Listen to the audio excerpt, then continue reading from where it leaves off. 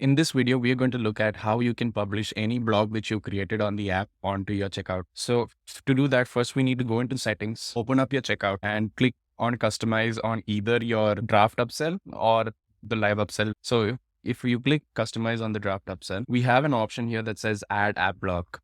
So depending on which app you want to display, whether it be an upsell block, a content block, or a custom field, you have the different block settings over here. So we have the upsell block, the content block, and the custom fields, and also line action items. So these are the different blocks that we have. If you want to show a specific upsell block in your checkout, you just go to the block that you created. This is an upsell block that I've created. In the publish block section, I have a checkout block location.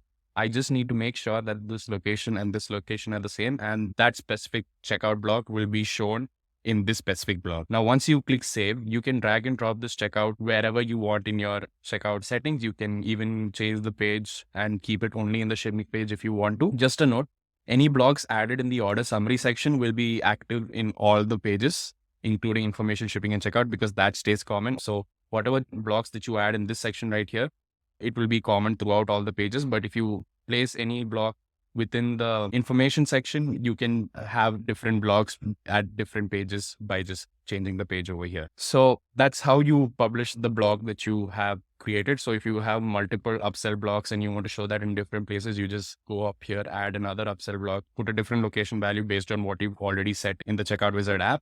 And then you can just drag and drop this into a different position as you want. And you can always preview this from the preview settings over here. And you can just make sure that all the conditions that you need for the preview of that specific block is met. And this is how you can add a block to your checkout once you created the block within our app. Hope this helps. Thank you.